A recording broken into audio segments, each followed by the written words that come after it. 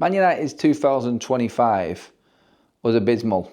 Probably the worst in the club's history. 2026 has already sent me over the edge as a Man United fan. Honestly, I was starting off January with all the best intentions. Started a new diet, doing really well, no drinking. Might have even been a dry January. Nope. 1 week in, and United have got me back on the bay. This bad boy is going to be opened in a minute. It's not the first one either. I'm going to just say that. My God, this team and what it's doing to me right now. So I thought, you know what? Finished FUTV, done all my live stream, tried to be professional, almost broke down in trying to talk about and explain what's going on at this football club. And then I thought, you know what? I'll come over here, Adam FC, a bit more chilled out. I've had a little bit of time to think about it. And I'm just looking for anybody else who actually feels the same way. I'm just crying out like literally, I cannot be the only one that is literally at their wit's end and has got nothing left. I feel like I checked out of Manchester United months ago, and I've been clinging on to this hope that something would actually happen. All hope is just fading away, isn't it? Like, it is. I was just talking to Kaz a minute ago then, and she made a great point. Like, INEOS came in, I'm sure they had the best intentions. I've tried to support them, I've tried to back them, I've tried to give them every opportunity that I possibly could. And you all know this. You all know this. If you watched me on FUTV, you would have seen me talking about INEOS and talking about their approach to structure, the right football people coming in. Now it's just been blown up. Everybody needs something or someone to blame in this world for anything that's going wrong. There's no actual explanation unless you've got someone to blame. And it's obviously now got to a point in United where we've run out of managers. There's no one left. Can't have a go at Fletcher. He pretty much said, I'm not doing the job in that interview. I don't know if you've seen it. What Fletcher pretty much said, yeah, someone else is going to take over right now. Just left the players a message. I'm out of here. Get me back to the under-18s.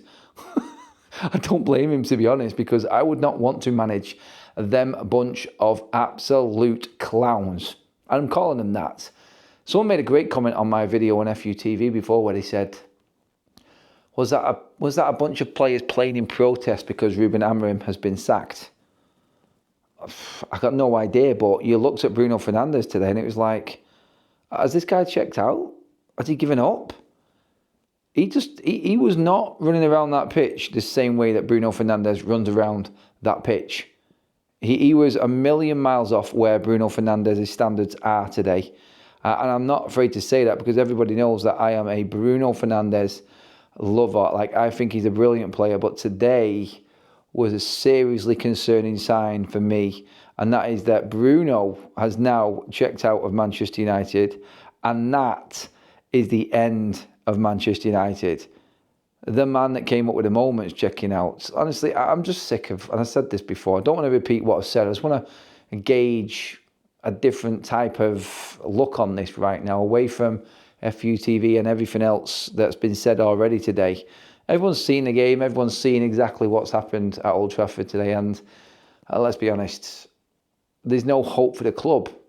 Just saying a minute ago, then Kaz made a great point. INEOS came in, all the best intentions, right structure. The only thing INEOS hadn't done when they first came in was bring in their own manager, and they've sacked their own manager now in Ruben Amorim. And it feels like now there's no real hope. Where do we go from here? Can we buy anyone in January that's going to change anything now with these players still here? Play Kobe Mainu, that'll change it. Bring on the youth, give youth a chance, that will change it. No. It's a no on both sides of things. Anyone who's just listening there to the video, I was just nodding my head saying no to that then. But again, it just feels like no matter what happens, like, why is it only Man United that don't get a new manager bounce, by the way? Like, anyone else who'd have got a new manager at the top half of the table would have got a new manager bounce. I just feel flat as a Man United fan. Like, I feel like I've got nothing left in me to actually properly criticise or analyse now. It's gone past critique. It's gone past the point of return. And we're running out of people to blame. We've always blamed the ownership. I mean, INEOS, are they better than the Glazers? Well, on paper, yeah, because they've actually structured United, put money in, changed the facilities, actually spent money on the club, so you could say that that's a plus point. But we thought they were bringing in the football people and the so-called best-in-class comments that's come in. They've already employed one director of football and sacked him. They've employed the best young manager from Europe, sacked him. Are we going to see somebody else's head roll in the hierarchy at Manchester United now? This is not looking good, and it's not giving anybody any confidence now. And it's hard to defend. It is. I've said this so many times as a United fan. And I know this through working with the media and going through everything that I've gone through and people that I've spoken to or had the opportunity to speak to within football, that unless Manchester United are winning, then everyone's got something to complain about. The only way that the noise stops at Manchester United is if you're winning games. I said that January would get Ruben Amorim the sack. No, that happened in the first week. Now we're going to see 3 different managers in the same month.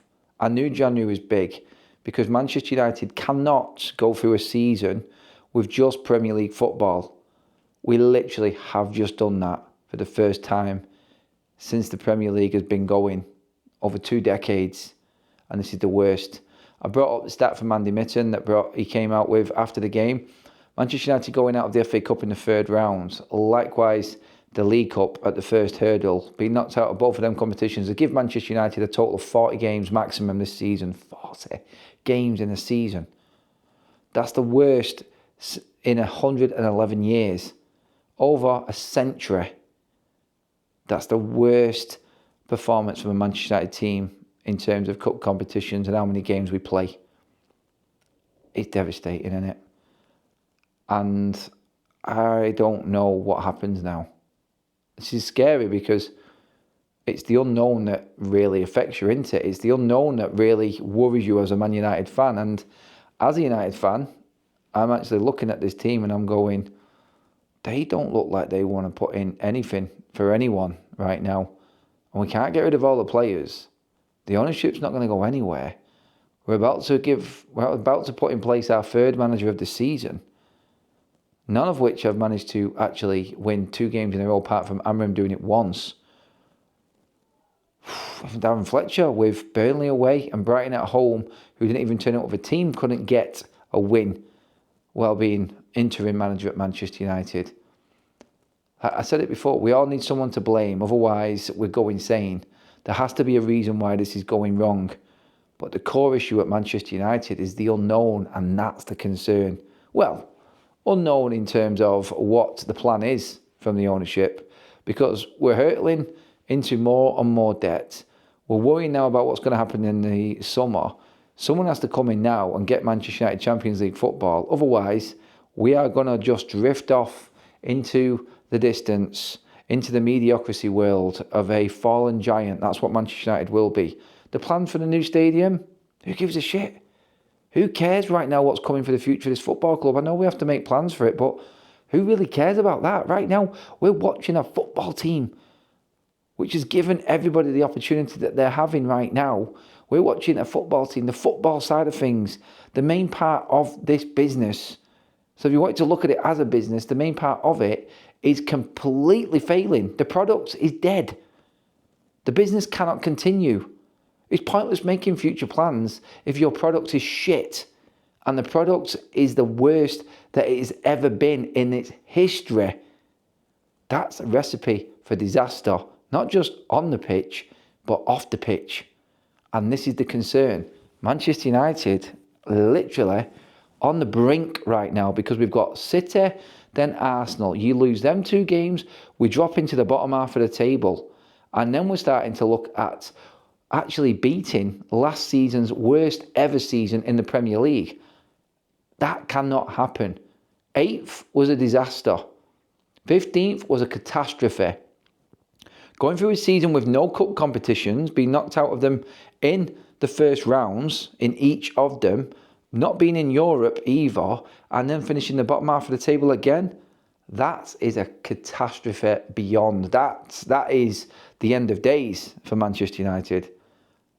And I'm still, even now, after speaking about everything that I have on FUTV and going through hours and hours of content like I have today, I still cannot wrap my brains around where we go from here. Because I can't see anything changing. and I feel lost as a United fan. Get into the comments, let me know what you're thinking, everybody, and let me know where we go from here. What's the idea? What's the plan? And let me know if you feel the same as me. You just want to go and curl up in a dark corner, don't you, right now? Please tell me I'm not the only one thinking like that.